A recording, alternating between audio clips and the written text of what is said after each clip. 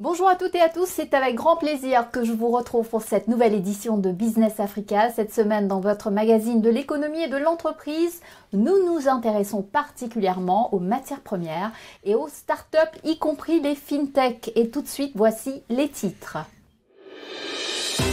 Les startups africaines se mettent à l'heure des agriculteurs, direction Yaoundé pour découvrir les promesses de la jeune pousse Agrixtech.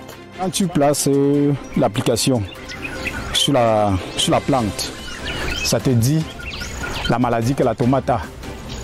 Ça te propose également la solution. Quel produit tu peux utiliser pour soigner la maladie. L'apiculture, une source de bienfaits économiques et thérapeutiques en dépit de la cohabitation difficile des agriculteurs et des abeilles dans le bassin du Congo. Si les populations de Nindima pensent que nous avons fait quitter les abeilles à Pointe-Noire pour venir les tuer, pour les empêcher de faire leur champ, c'est à faux. C'est un problème de haine et de jalousie. Améliorer l'inclusion financière sans sacrifier la sécurité des clients, tel est le nouveau défi du secteur bancaire africain. Le plus grand défi auquel nous sommes confrontés est celui des escrocs. Nous cherchons constamment des moyens d'éviter leurs pièges. Les banques nous invitent souvent à des séminaires pour nous informer sur leurs méthodes, comme l'envoi de messages frauduleux. Un smartphone dans les champs africains, c'est l'espoir de cette start-up camerounaise de Yaoundé, Agrixtech. Ces solutions numériques basées sur des algorithmes d'apprentissage automatique vont de la recherche de financement à l'assurance et à l'accès au marché, sans oublier le conseil technique agricole.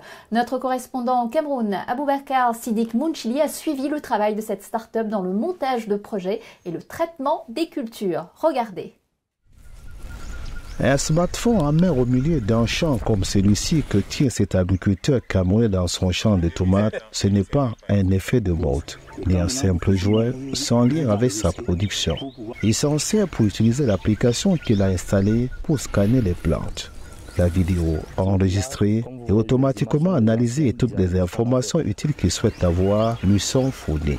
Quand tu places l'application sur la plante, ça te dit la maladie que la tomate a.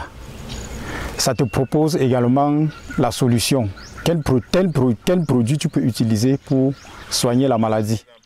De nombreux paysans africains expérimentent actuellement la révolution numérique qui s'est emparée du secteur agricole avec, à la clé, de nombreuses innovations porteuses pour l'agriculture du continent. Depuis des années que je travaille, je n'avais jamais eu une réussite pareille. Grâce à Agrixtech, ces derniers moments-ci, je sens que ça doit aller. C'est un outil donc précieux pour Jean Ramos Okudjour et son vaste champ d'une superficie de 3 hectares dans la région du centre Cameroun. La tomate est très recherchée et se vend à un bon prix sur le marché ces derniers temps. Il est certain, dit-il, de faire une bonne production. Les premiers sont déjà presque en maturité. Là où nous sommes présentement, c'est la 7e semaine. Après le piquage. Il y a d'autres de l'autre côté là qui sont peut-être à 1 semaine, d'autres sont à 2 semaines. On évolue au fur et à mesure. Je fais dans l'agriculture, dans le maraîcher depuis presque 10 ans. Bon, ces derniers moments, j'ai connu Agrixtech. Agrixtech, c'était une application qui permettait aux agriculteurs de détecter les maladies des plantes. Cette application fonctionne offline et en langue nationale camerounaise, dont l'agriculteur qui l'utilise n'a pas besoin d'être là où il y a une connexion Internet. Il peut l'utiliser en sa langue maternelle. Outre cette application, nous avons pu développer d'autres applications. Par exemple, on a une application qui permet à nos agents de terrain de faire l'étude des risques agricoles dès le départ du projet.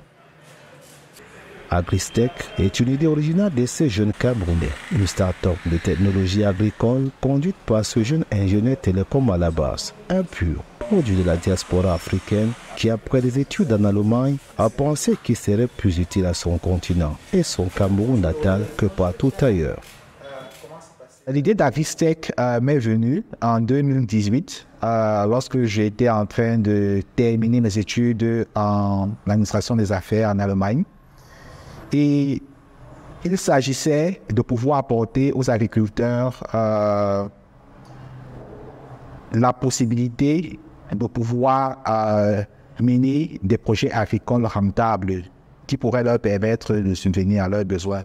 Déjà, j'avais eu dans le passé une petite expérience en agriculture en 2015 qui ne s'était pas bien passée.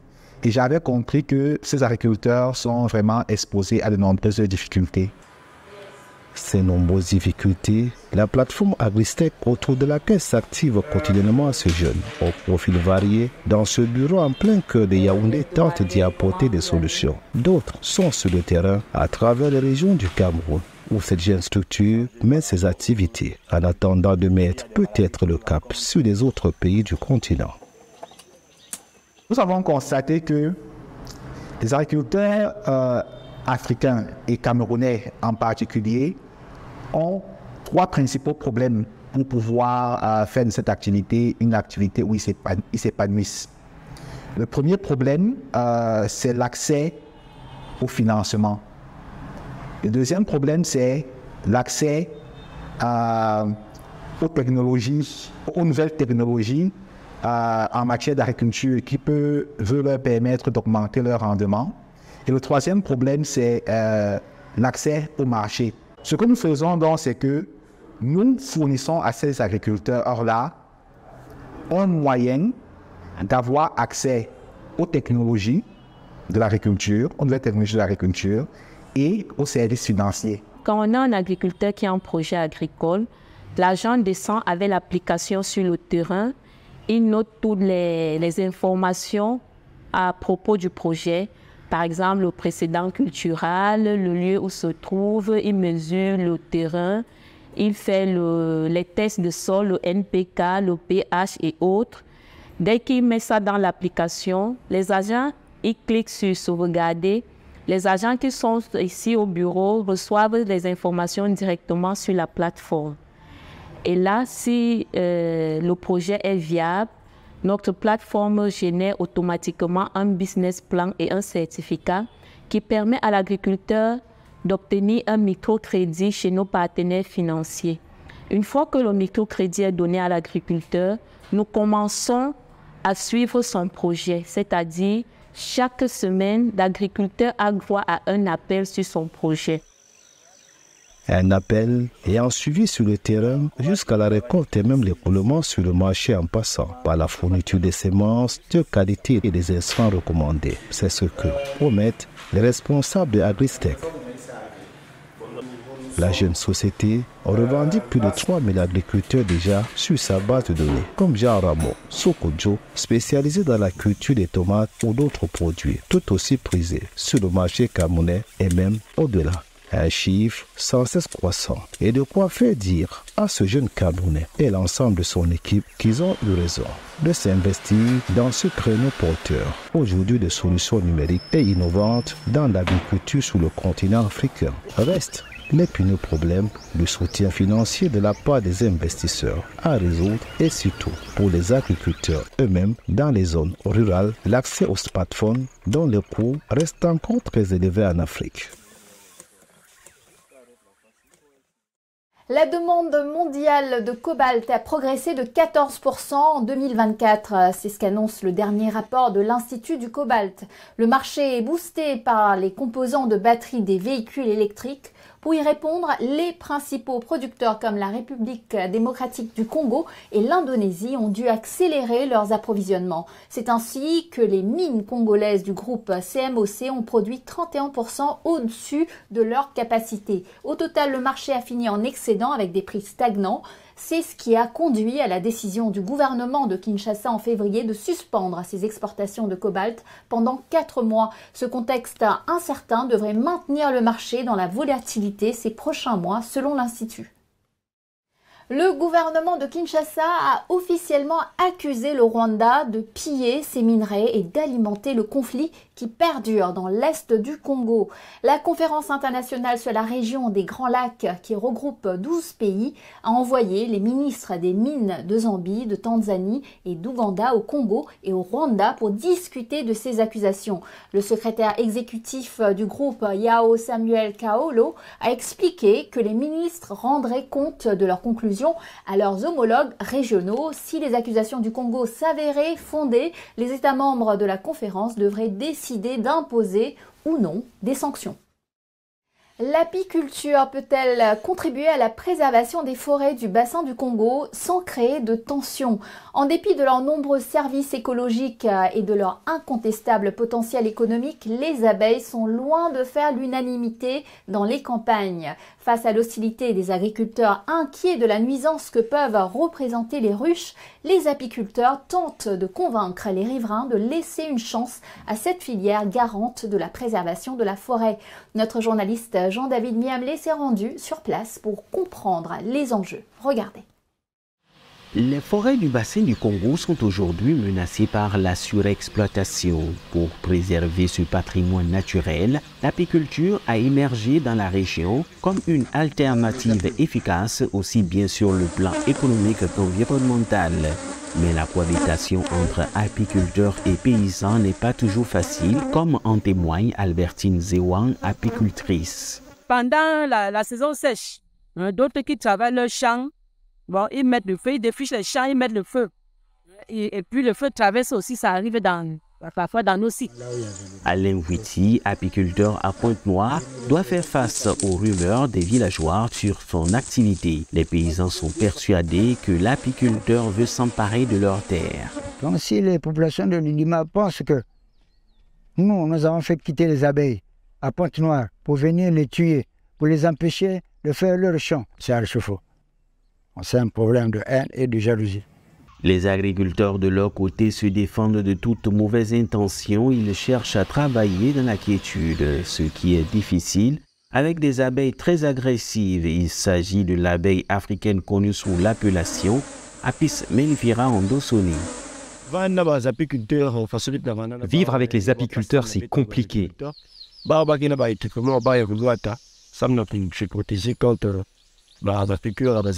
Parce que eux, ils ont l'équipement adapté pour se protéger contre les piqûres des abeilles. Mais nous, n'en avons pas.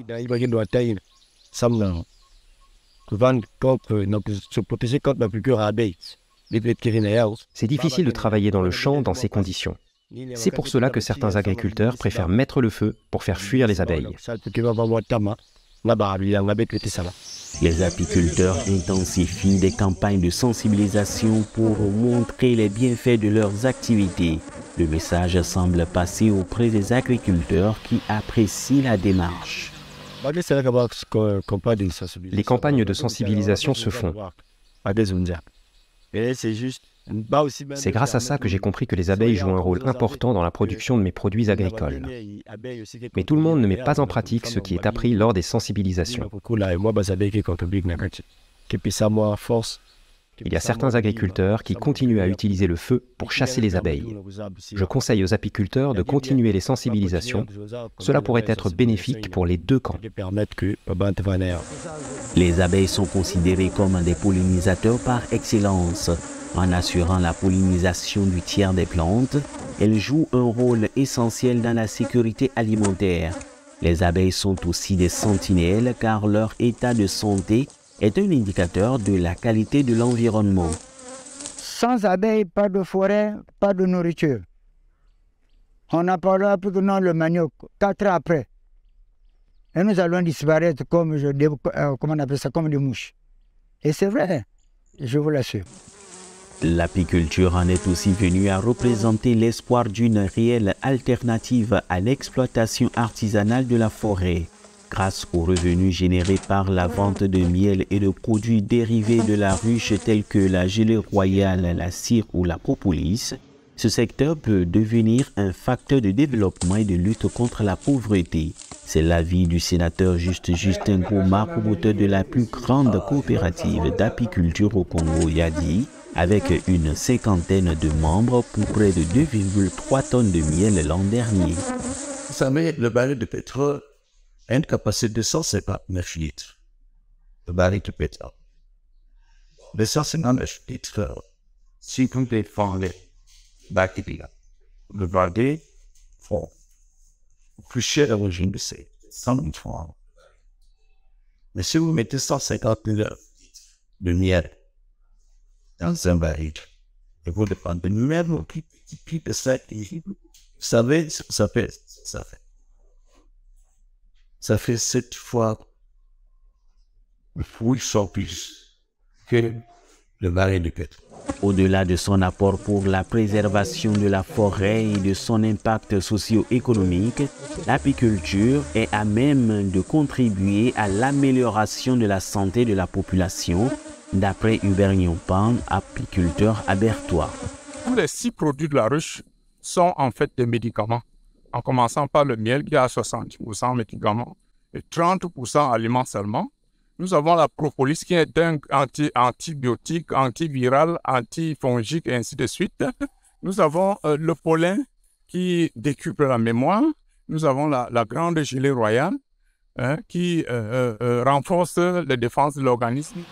À l'échelle de l'Afrique, la filière apicole connaît un coup d'accélérateur tant en volume de production et d'exportation qu'en technique novatrice, même si dans le bassin du Congo, l'apiculture reste réduite à une activité secondaire. La production de miel pourrait être une voie vers l'éradication de la pauvreté des agriculteurs en créant des emplois et en apportant un revenu complémentaire non négligeable.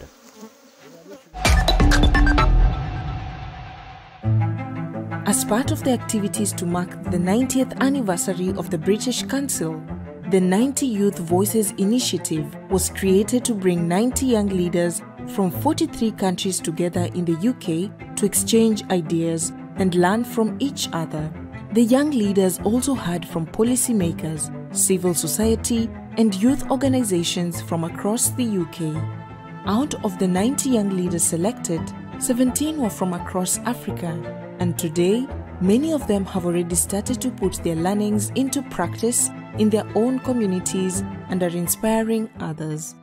I was inspired to participate in 90 Youth Boys Anniversary in UK because I had a passion in digital literacy, and also I want to see accessibility and full inclusiveness. When I was in UK, the most things I was thinking about is how I can come back to my country and implement the things I learned. Happily, I have been engaging with British Council very often, and I have been developing a project where I can benefit my Ethiopian youth, and I want to share the lessons I have learned. The program taught me more about the power of collaboration, reinforcing the idea. The responsibility of being ahead is to create better opportunities for those behind. Helping the youth find their voice and make informed career choices is very fulfilling for me. I call upon all young people that we are the agents of change and we can do this change. Of course, we cannot do this alone, but I call upon stakeholders to help the young people.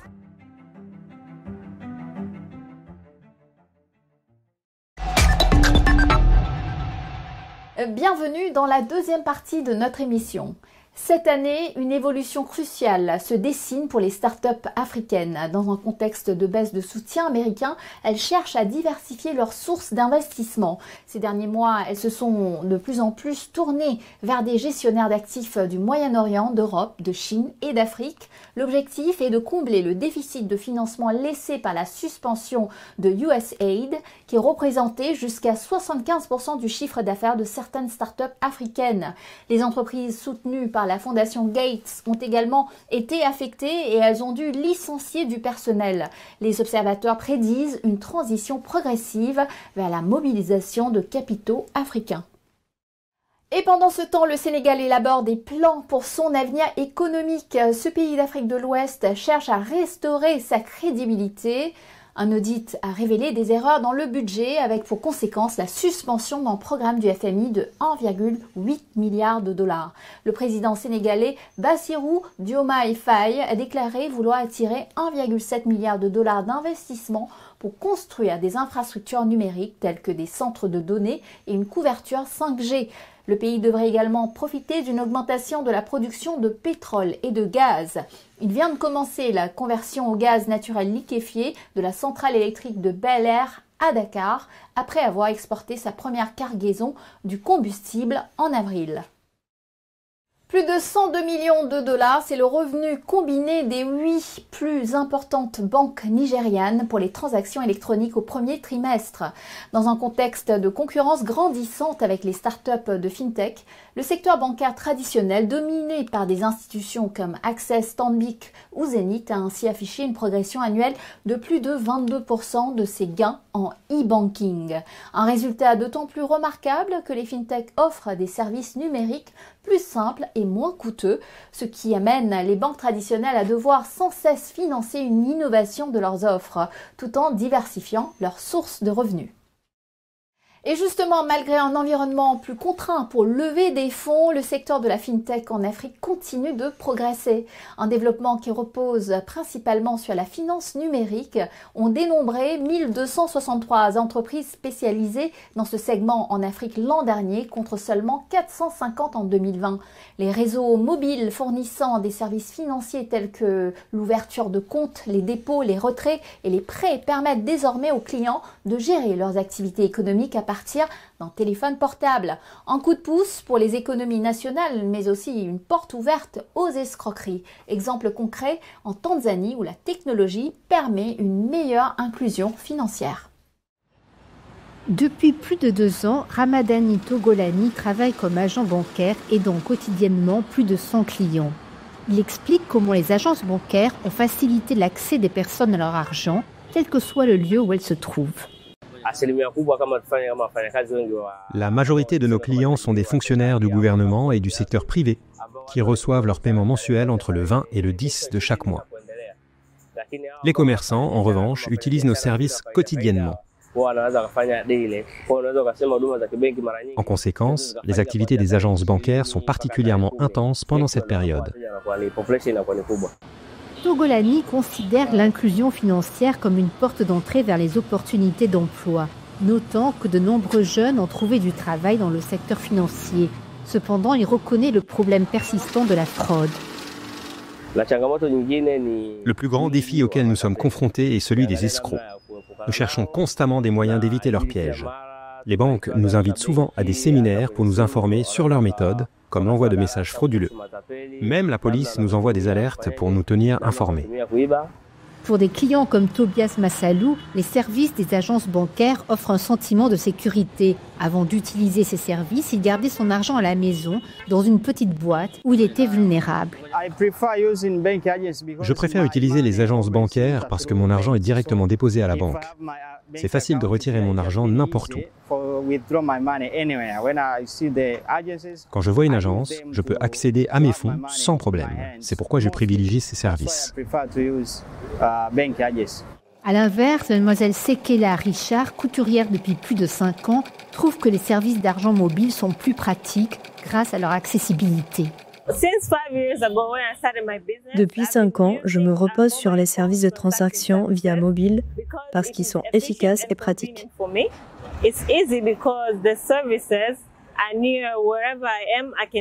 Ces services sont proches de mon domicile et de mon lieu de travail, ce qui facilite les transactions.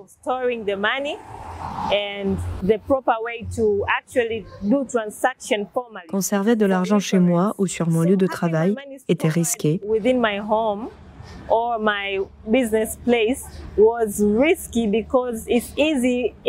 En cas de vol ou de perte, il serait difficile de le récupérer. L'argent mobile offre un moyen sûr et formel de stocker et de suivre mes finances. Malgré la concurrence croissante dans le secteur des services financiers, Catherine Rutinguet, responsable du service agence bancaire chez CRDB Bank, constate une demande en constante augmentation. Elle estime que la vision doit aller au-delà de la concurrence en s'assurant que tous les Tanzaniens aient accès à des services financiers fiables et abordables. CRDB Bank met l'accent sur les zones rurales où l'accès aux services financiers reste limité. Dans les zones rurales, nous nous concentrons sur les corridors de liquidité liés aux activités économiques locales. Nous proposons des services qui nous permettent d'interagir avec eux et de soutenir efficacement leurs activités quotidiennes. La plupart des habitants de ces régions sont des agriculteurs. Pour les aider, nous avons développé des services spécialisés comme des comptes agricoles adaptés à leurs besoins. Cela nous permet de participer à leurs activités économiques quotidiennes et de leur fournir des solutions financières pertinentes. Ces comptes agricoles gratuits sont devenus de plus en plus populaires dans les zones rurales, inversant une tendance de longue date de manque d'accès aux services financiers. Renforcer l'inclusion financière dans ces régions pourrait ouvrir des opportunités considérables. Selon le recensement de 2022 en Tanzanie, 40 millions des 61 millions d'habitants vivent en milieu rural, avec un taux de pénétration du mobile de 83,66% en 2023. Cette population rurale bien connectée pourrait devenir un moteur clé du développement économique de la Tanzanie. Et voilà, Business Africa, c'est fini pour aujourd'hui. Je vous retrouve la semaine prochaine, même chaîne, même heure, pour Initiative Africa. Nous recevrons l'avocate camerounaise Alice Nkom. En attendant, vous pouvez revoir cette émission sur notre site africaonair.com et nous suivre sur nos réseaux sociaux. N'hésitez pas à liker, partager et commenter en utilisant le hashtag Business Africa. Bonne semaine à tous et à la semaine prochaine.